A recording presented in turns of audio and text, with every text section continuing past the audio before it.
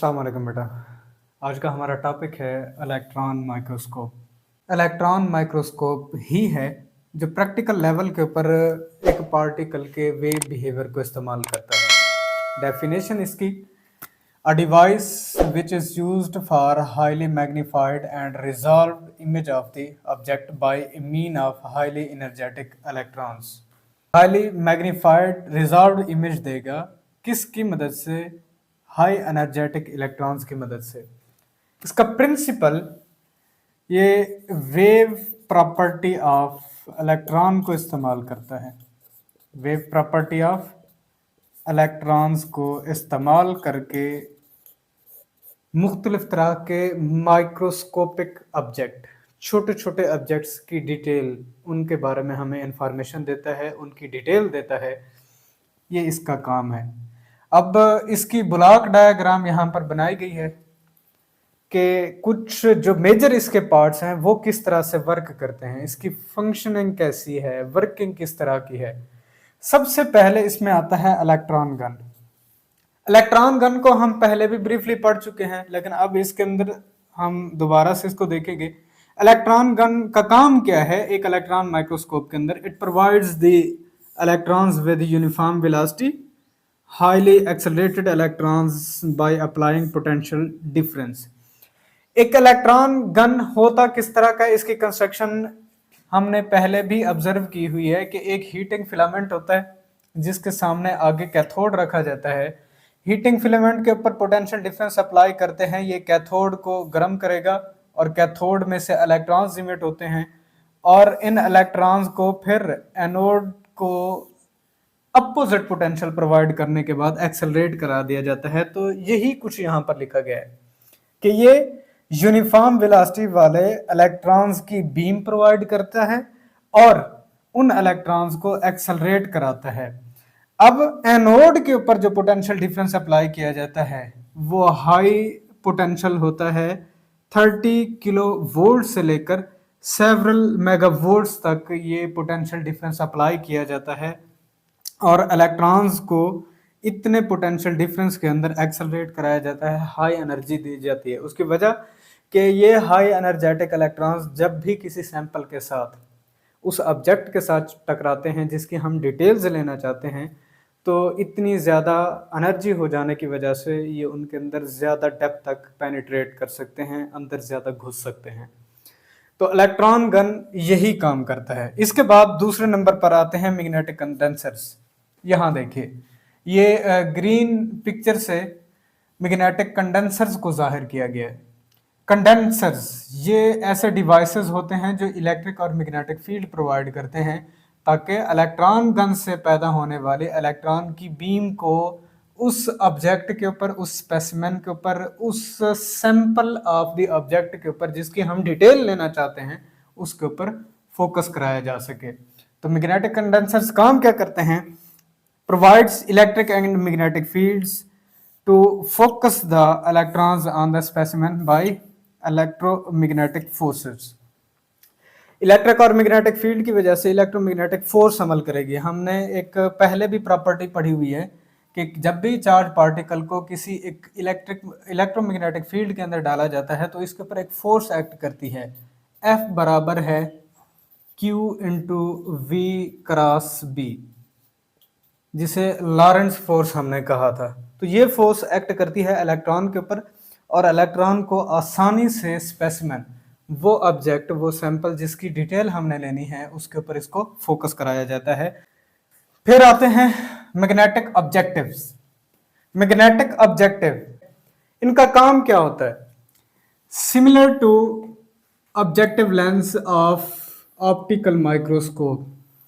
Optical आम ordinary microscope का जो ऑब्जेक्टिव लेंस होता है उसी तरह का ही काम इलेक्ट्रॉन माइक्रोस्कोप के अंदर मैग्नेटिक ऑब्जेक्टिव करते हैं। ये इलेक्ट्रॉन्स को फॉल कराते हैं and then scattered from the specimen enter to the magnetic objective to give the first image.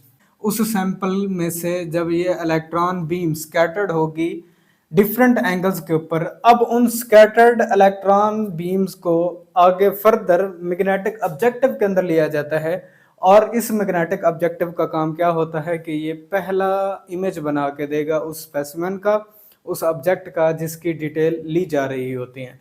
जाहिर सी बात है जो स्पेसिमेन यहाँ पर इस्तेमाल किया जा रहा है उसकी डिफरेंट डेंसिटीज होंगी। अब डिफरेंट डेंसिटीज में से जैसे ही इलेक्ट्रॉन्स पास करेंगे तो उनके स्कैटरिंग एंगल भी डिफरेंट होंगे। अब वो इलेक्ट्रॉन एक नए अंदाज के साथ निकल रहे होंगे तो उन एंगल से ये अंदाज़ा किया जाता है और ये इमेज बना रहे होते हैं और वो फर्स्ट इमेज दिखा रहे होते हैं। इसके बाद आते हैं इंटरमीडिएट इमेज प्रोजेक्टर। ये है इंटरमीडिएट इमेज प्रोजेक्टर। ये काम क्या करते हैं? Similar to the projector lens of optical microscope. ये ऑप्टिकल माइक्रोस्कोप के प्रोजेक्टर लेंस की तरह ही काम करते हैं। प्रोजेक्टर लेंस का काम क्या होता था कि जितनी भी स्कैटर्ड इलेक्ट्रॉन्स की बीम आती थी उन्हें एक जगह के ऊपर प्रोजेक्ट कर देता था या एक किसी फिक्स पॉइंट के ऊपर इनको जाके इकट्ठा कराना होता है। तो इंटरमीडिएट इमेज प्रोजेक्टर का काम क्या है? ये भी स्पेसिमेन से जितनी भी इलेक्ट्रॉन्स बीम स्कैटर्ड होकर आ रही हैं उनको एक पॉइंट के ऊपर प्रोजेक्ट करेगा, एक पॉइंट के ऊपर इकट्ठा करके आएगा। It is magnetic coil which produce real intermediate image on the screen। ये मैग्नेटिक कॉइल क्या करेगी? ये रियल इमेज बना देगी स्क्रीन के ऊपर। इसके बाद आती है फ्लोरेसेंट स्क्रीन। स्क्रीन जाहिर सी बात है जिसके ऊपर इमेज लिया जा रहा होगा वो फ्लोरेसेंट की बनी हुई होती है। इस स्क्रीन का काम क्या होता है? Use to receive highly magnified image of small objects. कि जितने भी छोटे ऑब्जेक्ट्स, वो स्पेसिमेन, वो ऑब्जेक्ट जिसका मुशाहिदा आप कर रहे थे उसके सारे के सारे इमेज आखिर के अंदर किसके ऊपर आ रहे होते हैं? फ्लोरेसेंट स्क्रीन के ऊपर ही लिए जा रहे होते हैं। Sometimes images can also be displayed on a special film called as electron graph. एक ख़ास तरह की फिल्म के ऊपर ये इमेज लिए जा रहे होते हैं और उस फिल्म के ऊपर इसकी डिस्प्ले करा देना, इसको कहा जाता है इलेक्ट्रॉन ग्राफ। तो ये कुछ ब्लॉक डायग्राम थी, वो कंस्ट्रक्शन थी, वो वर्किंग थी, वो फंक्शन था जिसके तहत एक इलेक्ट्रॉन माइक्रोस्कोप काम करता है। इसका बेसिक प्रिंसिपल जो है वो वही है कि इलेक्ट्रॉन की जो वेव प्रॉपर्टीज़ हैं, देखें स्कैटरिंग प्रोसेस में से गुजर जाना। यहाँ स्पेसिमेन में से जैसे ही इलेक्ट्रॉन स्कैटर्ड होते हैं तो पूरे चैप्टर के अंदर हम बार बार इस चीज़ की रट लगाते गए कि स्कैटर्ड तो वेव होती हैं, स्कैटर्ड तो वेव होती हैं। तो यहाँ अगर स्कैटरिंग प्रोसेस में से इलेक्ट्रॉन की बीम गुजर रही है तो इसका मतलब इलेक्ट्रॉन, जिसे क्लासिकल फिजिक्स पार्टिकल कहती थी, उन्हीं की ही वेव प्रॉपर्टी को इस्तेमाल किया जा रहा है। मैटर की डुअल नेचर में से छोटे छोटे पार्टिकल्स अपने वेव बिहेवियर रखते हैं, वेव खसूसियात को इस्तेमाल करके उस स्पेसिमेन, उस ऑब्जेक्ट की डिटेल ली जा रही हैं जिनको आप ऑब्जर्व करना चाहते हैं। अब इसकी एक टाइप होती है जिसे कहा जाता है स्कैनिंग इलेक्ट्रॉन माइक्रोस्कोप। क्वेश्चन के तौर पर आपसे पूछा जाता है what is scanning electron microscope, या इसे सिंपलर सैम भी कहा जाता है। What is Sam? Scanning electron microscope.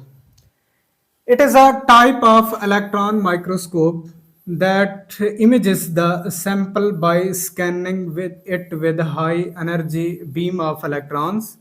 These electrons collides with atoms of specimen and produce signal that contains information such as a surface topography, composition and electrical conductivity. ये electron microscope की एक type है जो कि specimen के जब atoms के साथ ये हाई एनर्जी इलेक्ट्रॉन्स टकराते हैं तो एक ख़ास तरह के सिग्नल्स वहाँ से लिए जाते हैं। उन सिग्नल्स के अंदर मुख्तलिफ तरह की इंफॉर्मेशन ली जाती हैं। वो कौन सी इंफॉर्मेशन हैं कि स्पेसिफिन जो है इसकी सरफेस की टोपोग्राफी कितनी कैसी है, मतलब शक्ल शेप किस तरह की है, इसकी सतह कैसे दिखती है, हमवार है, खुरदरी है, किस शक्ल की है। तो सरफेस टोपोग्राफी की इंफॉर्मेशन ली जाती है। स्पेसिफिन बना हुआ किस चीज़ का है, इसकी कंपोजिशन कैसी है, कौन कौन से मॉलिक्यूल्स हैं, कौन कौन सी प्रोटीन्स हैं, छोटे लेवल के ऊपर, मॉलिक्यूलर लेवल के ऊपर, इवन के सेल लेवल के ऊपर उनकी कंपोजिशन का मुशाहिदा किया जा रहा होता है कि बने हुए किन चीज़ों से।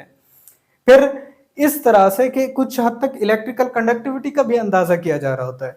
तो इस तरह इनकी प्रॉपर्टीज़ को सिग्नल्स की सूरत के अंदर लेना और इन सिग्नल्स के लिए हाई एनर्जेटिक इलेक्ट्रॉन्स को इस्तेमाल करना, ये कहाँ इस्तेमाल किए जाते हैं? स्कैनिंग इलेक्ट्रॉन माइक्रोस्कोप के अंदर, जिसे सैम कहा जाता है। ये शॉर्ट क्वेश्चन बनता है। इसके बाद एक और शॉर्ट क्वेश्चन आता है कि advantages of electron microscope over the ordinary microscope. Electron microscope के ऑर्डिनरी माइक्रोस्कोप के ऊपर फायदे हमें क्या हैं, उसके लिए हमेशा याद रखिएगा हाई मैग्निफिकेशन होती है इसकी। पहला पॉइंट आपने जहन में रखना है। मैग्निफिकेशन से मुराद क्या है कि ये ज़्यादा से ज़्यादा डिटेल प्रोवाइड करते हैं। एक जो आम ऑर्डिनरी माइक्रोस्कोप से अगर आप किसी भी स्पेसिमेन या सैंपल को देखेंगे तो वो कम डिटेल आपको देगा, जबकि वहीं अगर आप इलेक्ट्रॉन माइक्रोस्कोप को या सैम को इस्तेमाल करेंगे तो ये उससे ज़्यादा आपको उस स्पेसिमेन की डिटेल प्रोवाइड करेगा। दूसरा, हाई रिजॉल्विंग पावर होती है, ज़्यादा से ज़्यादा रिजॉल्विंग पावर इसकी पाई जाती है।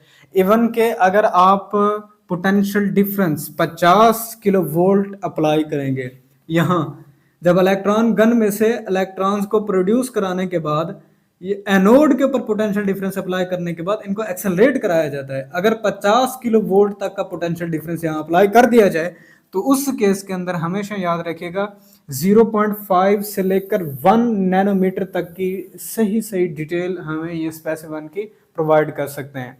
अब गौर करें, 1 नैनोमीटर अंदाजा कर लें इसका, 1×10⁻⁹ मीटर के बराबर। इतनी स्मॉलेस्ट लेंथ तक आप उसकी सही डिटेल बता सकते हैं। जबकि वहीं अगर एक ऑर्डिनरी माइक्रोस्कोप को देखा जाए तो ये जैसा कि ऑप्टिकल माइक्रोस्कोप है आपके पास, ये किसी भी सैंपल की या स्पेसिमेन की 0.2 माइक्रोमीटर तक या 0.2×10⁻⁶ मीटर तक की डिटेल सही प्रोवाइड कर सकते हैं। तो ये उससे ज़्यादा हाई रिजॉल्विंग पावर भी है, हाई मैग्नीफाइड इमेज भी आपको प्रोवाइड करेगा। तो इसीलिए ये एडवांटेजेस है, इसके ज़्यादा से ज़्यादा एडवांटेज हैं। ये बेहतर डिटेल प्रोवाइड करता है। उसकी वजह क्या है कि इसके अंदर एक पार्टिकल के वेव बिहेवियर को इस्तेमाल किया जा रहा होता है, तो उसकी वेव प्रॉपर्टीज़ को ही इस्तेमाल करके नई डिटेल्स निकाली जा रही होती हैं ऑब्जेक्ट की।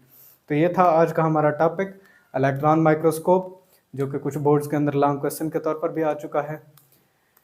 इंशाल्लाह अपने नेक्स्ट लेक्चर के साथ हाजिर होंगे, तब तक के लिए इजाज़त दीजिए। अल्लाह हाफ़िज़।